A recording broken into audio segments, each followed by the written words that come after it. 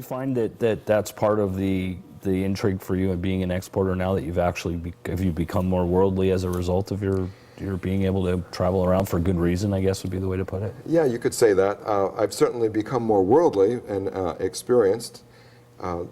Not everything went according to plan either on some of my trips. I'm thinking back to some of the times of my car being frozen to the ground that I can't get it to move when I'm in Germany, or getting strip searched in some countries, which is not very convenient.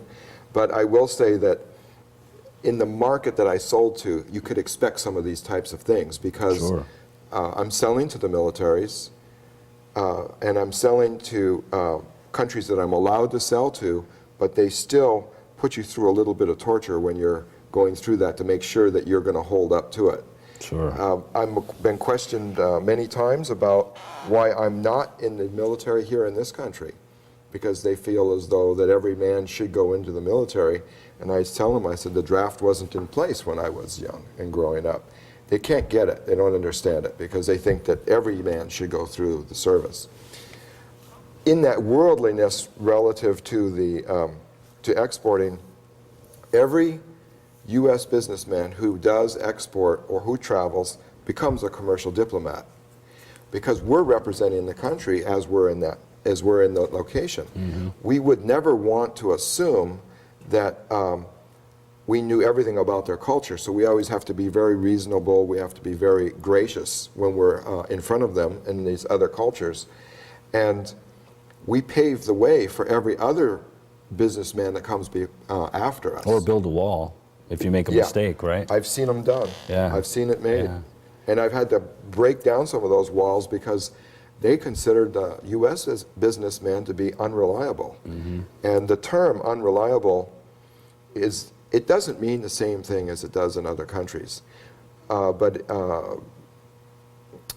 what it basically translates to is that you're here with me today, but tomorrow you're not going to support me. Right. And so anything that we do, and they look very carefully at all of our actions, how fast we return an email, how responsive we are on a quote, did we give them a good price? And they're very much wanting to label us as unreliable, because other cultures or other countries, Germany is a good example, are so good at exporting, and they've been doing it so much longer that they have become more or less the gold standard. Well, that's a perfect segue for me. One of the things that we're dealing with is, it seems anyway, seemingly, we're moving much more towards the European model with healthcare and with a lot of the other things that are going on. And I've had many American executives tell me it's nearly impossible to do business in Europe because of, the employees are permanent. Basically it's very hard to find people that are willing to work past that original probationary period, things like that. But yet they're doing this amazing exporting. What is it that they're doing that allows for that sort of juxtaposition, I guess, would be? Well, first of all, they had to do the exporting because they didn't have a large enough market on their own. And so this drove the businesses. And if we change that a little bit to say the United States had such a good market, they never needed to export particularly because we had a big enough market here. Right. But if you go to Germany, it was a small market, and it was not a consumer-oriented market. And so for them to be able to be successful and to rebuild under the Marshall Plan, they needed to export their products. That got them started in that direction. Now when they start and they make a new item or they have a new plan, export is the primary driver for whatever it is that they're going to do. It's been built into the culture, and it's been built into the generations of people. So for them, there's no thought in it anymore. It's de jure. It's what they're used to doing. And the international diplomacy and the whole interactions of multiple cultures and everything just makes sense. And I know in Europe, the positive is they do speak multiple languages, and they're generally raised to be aware of what's going on around them more so than Americans in general. We're much more isolated in silos, even though we're in a very large country. We are, but they also have a higher cost of manufacturing in Europe than we do here. Yeah. So we can compete against them. It's not a problem to compete at this time with what our costs are here in the United States compared to Europe. There's a big problem of this thing called the VAT, or value-added tax, and then we have a significant amount of tariffs for our products going into Europe. That's where it's not really a level playing field at that point. The value-added tax system is so foreign to us that we don't understand it, we don't know how to utilize it to our advantage. That's why we had to set up our own facility over there as far as warehousing, and I also have sales, marketing, and engineering for my European products is done out of Europe. And basically they'll orient us to what it is that we need to do so we fully understand it, and then we'll build the product over here. We've gone another step in that we've now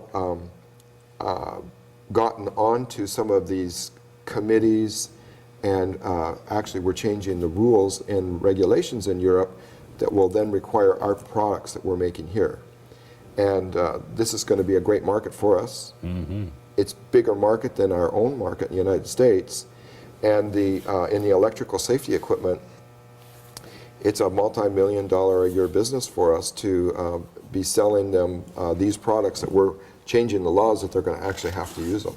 So with that, you talked about the value-added tax, and there's discussion here in California right now about applying across the board A flat tax. And service taxes. A service tax, yeah. They were talking about... It's extraordinarily destructive, and Yeah, I've heard numbers on 2% or 3% that's going to potentially be used as a service tax.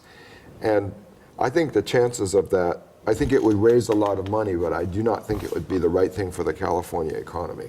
Yeah, I think it would be a horrible idea. Yeah, it would. Short term, maybe fill a few buckets, but in the long run, big mistake. Yeah, big mistake. It never helps to tax more.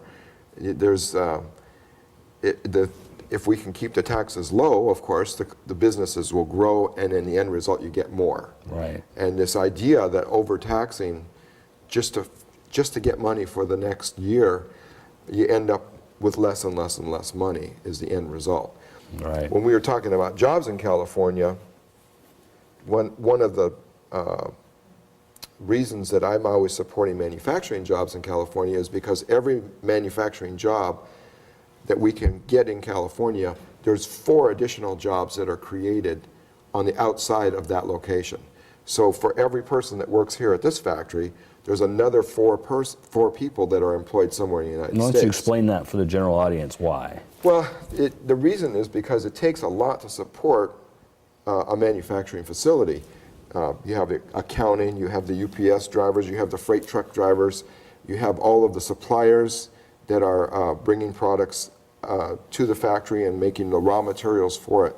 So really the factory is just, or a manufacturer is just the pinpoint at the top, or the top of the pyramid. This whole giant structure has to exist underneath there to support all till it gets to the manufacturing point. Then from that manufacturing point, or the top of the pyramid, he spreads his goods out.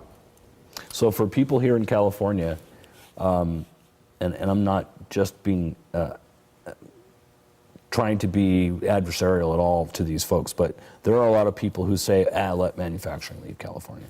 And they just fundamentally don't understand that it is the core to our economy, and that in your case, and I appreciate your explanation, in your case you're talking plastics, machinery, all of your transportation, the electricity, the fuel that you consume, the employees that you hire and their families, and so on and so forth. And they just, you can work at Walmart, or you can work in a manufacturing facility and make